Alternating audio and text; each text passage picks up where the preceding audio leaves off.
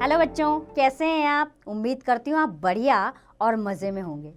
बच्चों, आज हम जीवन परिचय पढ़ेंगे जगदीश चंद्र बसु का।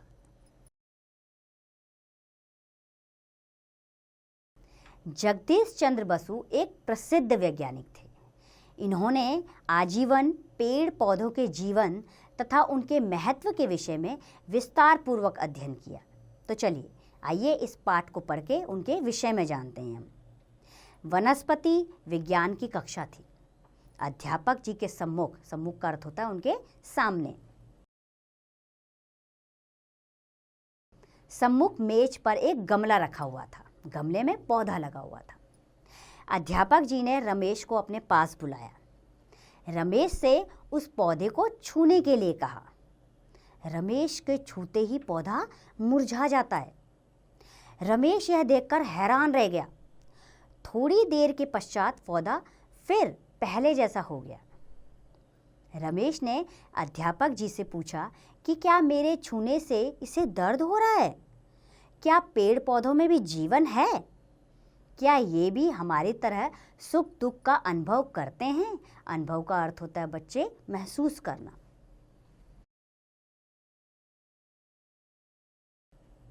अध्यापक जी ने कहा, तुम्हें यह बात आश्चर्यजनक लग सकती है, लेकिन यह सच है कि पेड़ पौधों में भी जीवन होता है।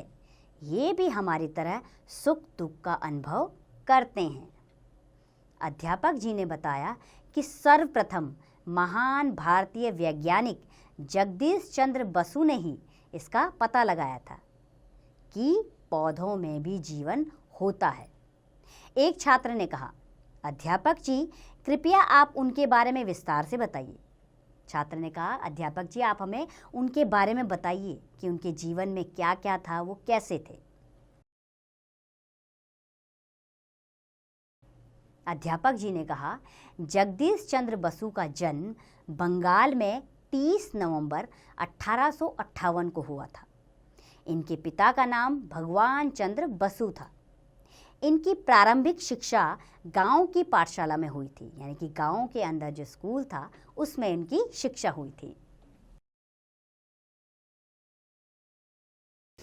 पाठशाला में वे किसानों के बच्चों के साथ अक्सर पेड़ पौधों के विषय में बातें करते रहते थे। इससे यह पता चलता था कि बचपन से ही जगदीश चंद्र बसु की रुचि पेड़ पौधों में थी, यानी कि वो बचपन से ही उनका लगाव पेड़ पौधों में था। 9 वर्ष की आयु में आगे की पढ़ाई करने के लिए वे कोलकाता चले गए। वहाँ भी वे जीव जंतुओं व पेड़ पौधों में विशेष रुचि लेने लगे। वे तरह तरह के फल फूल के पौधे उगाते थे। पौधों की जड़ें उखाड़ कर देखते, फिर चिंतन मनन करते, यानी कि उनके बारे में सोचते विचारते रहते थे। वे हमेशा यह जानने के लिए उत्सुक रहते थे। उत्सुक अर्थ होता है एक्साइटेड रहना, कि क्या पेड़ पौधों में भी हमारी तरह जीवन है। इस बात का पता लगाने के लिए वे जी जान से जुट गए। 12वीं कक्षा की परीक्षा उत्तीर्ण करने के बाद बसु आगे की पढ़ाई के लिए इंग्लैंड चले गए। उन्होंने कैम्ब्रिज विश्वविद्यालय से बीएससी की परीक्षा उत्तीर्ण की। विज्ञान ही बसु का जीवन था। उन्होंने सबसे पहले बेतार के तार की खोज की। उन्होंने अपने द्वारा बनाए गए यंत्रों के द्वारा रेडियो तरंगों को ईंटों की मोटी दीवार से गुजार कर दिखाया। ये तरंगे 75 फुट की दूरी पर तक गई, जिससे वहां पर रखी घंटी बज उठी। पेड़ पौधों की भीतरी क्रियाओं को दिखाने के लिए उन्होंने केस्कोग्राफ और रेजोनेंस रिकॉर्डर नाम का यंत्र बनाए। केस्कोग्राफ से पौधों की वृद्धि, यानी कि पौधे कैसे बढ़ते हैं, को नापा जा सकता है, तथा रेजोनेंस रिकॉर्डर से यह ज्ञात हो जाता है कि चोट लगने पर और मरते समय पौधे कांपने लगते हैं। उन्होंने पौधों के कष्ट और उनकी मृत्यु का दृश्य पर्दे पर दिखाया। उन्होंने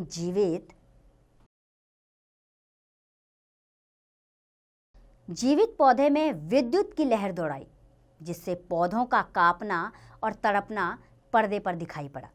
धीरे धीरे पौधा निर्जीव हो गया। निर्जीव का अर्थ होता है जिसमें जान ना हो।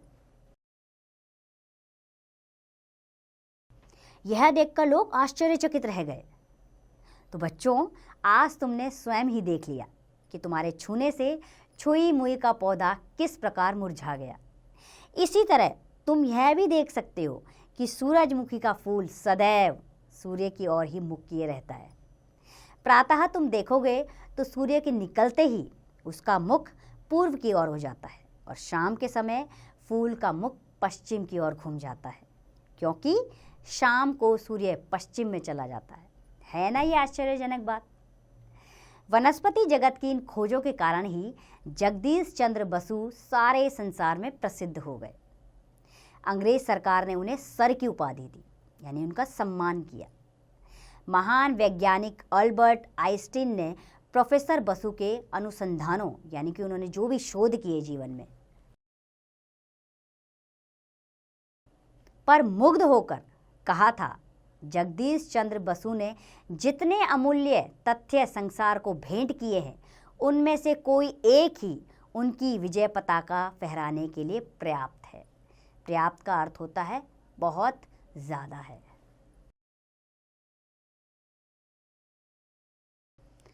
तो बच्चों, इस प्रकार प्रोफेसर जगदीश चंद्र बसु जीवन भर पेड़ पौधों की दुनिया में खोए रहे और उन्होंने विज्ञान जगत के समक्ष वनस्पतियों का सजीव संसार उपस्थित किया।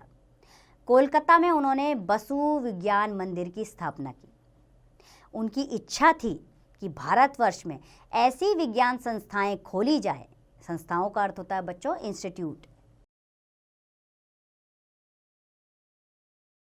जिनसे हमारे विद्यार्थियों को विदेश जाने की जरूरत ना पड़े। सन 1937 में इस महान वैज्ञानिक का देहावसान हो गया। देहावसान का अर्थ होता है उनकी मृत्यु हो गई।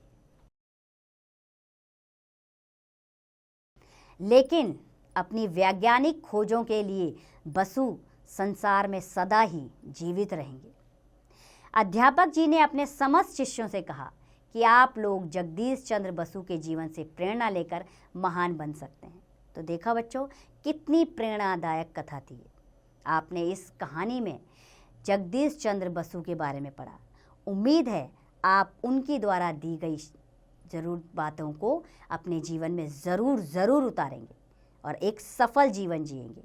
अब आप इसका अभ्यास स्वयं कीजिए।